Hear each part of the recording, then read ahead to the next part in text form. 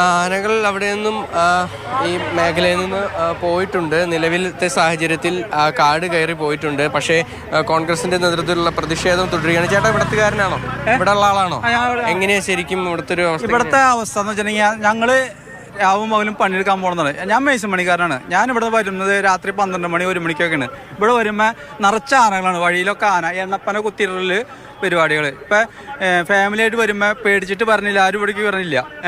ഇപ്പം ഇന്നലെ ഉണ്ടായ സംഭവം എൻ്റെ ഊരുമൂപ്പൻ്റെ ഭാര്യയെന്ന് വെച്ചാൽ എനിക്ക് കുറേ ചോറ് വെച്ചെന്ന ആളാണ്. ഞാൻ ഇന്നലെ പോയി ആ ബോഡി എല്ലാ കാര്യങ്ങളും ചെയ്ത് കൊടുത്തിട്ടാണ് ഞാൻ പോകുന്നത്.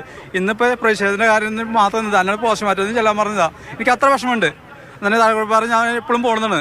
അപ്പോൾ നമുക്ക് ഈ നാട്ടുകാർക്ക് വേണ്ടി നമ്മൾ ജീവൻ ഞാൻ ആനനോട് പിന്നെ ആളാണ്. എല്ലാവർക്കും വേണ്ടി സഹകരണം ചെയ്യുന്നതാ. ഏതൊക്കെ മേഖലയിലാണ് ഇവിടെ കൂടുതലായിട്ടുള്ളത്? എവിടെയൊക്കെയാണ്? വണ്ടിയൊന്നും വേണ്ട, വണ്ടിയൊക്കെ കടന്നോട്ടെ. ഒരു വണ്ടി വേണ്ട, സൈഡിൽ നിൽക്കുവോ. ഇവിടെ ഏറ്റവും കൂടുതൽ ഏഴാറ്റുമുഖം അക്കരയുണ്ട്.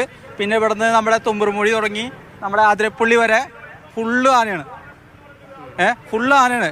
എല്ലാ വീടുകളിൽ ഓരോരുത്തരുടെ വീട്ടുകളിൽ വാഴ നശിപ്പിക്കുന്നു, തെങ്ങ് നശിപ്പിക്കുന്നു, എല്ലാ കാര്യങ്ങളും ഉണ്ട്. ഇത് ഫോറസ്റ്റുകാരോടും സർക്കാരോടും പറഞ്ഞിട്ട് ഇതിന് ഒരു ഉത്തരവാദിത്തമില്ല. പെൻഷനിങ് കിട്ടുന്നില്ല, ആരും ഇടില്ല. പെൻഷനിങ് കിട്ടി കഴിഞ്ഞാൽ ഇതിന് പ്രശ്നങ്ങളൊന്നുമില്ല. ശരിയാണോ? അതാണ് ഞാൻ പറയുന്നത്. കർഷകരുടെ അവസ്ഥ എന്താണ് ഇവിടുത്തെ? നമസ്കാരം, ഞാൻ ബേബി പുളിക്കൻ. കർഷകരുടെ അവസ്ഥ എന്താണ്? ഇവിടുത്തെ അവസ്ഥ വളരെ ശോചനീയാവസ്ഥയാണ്. 2 ആഴ്ച കഴിഞ്ഞ് ഞാൻ അതിരപ്പള്ളി പഞ്ചായത്തിൽ സർവകക്ഷി യോഗം വിളിക്കാൻ പറഞ്ഞിട്ട് ലെറ്റർ കൊടുത്തത്. ഞാൻ വ്യാപാരി പ്രസിഡന്റ് അവിടുത്തെ. അവർ വിളിക്കാമെന്ന് പറഞ്ഞിട്ട് ഇന്നുവരെ വിളിച്ചില്ല. പിന്നെ രണ്ടാമത് വിളിച്ചപ്പോൾ പറഞ്ഞു ഞങ്ങൾ സർവകക്ഷി യോഗം ചേർന്നു അങ്കമാലിയിൽ വെച്ചിട്ട്.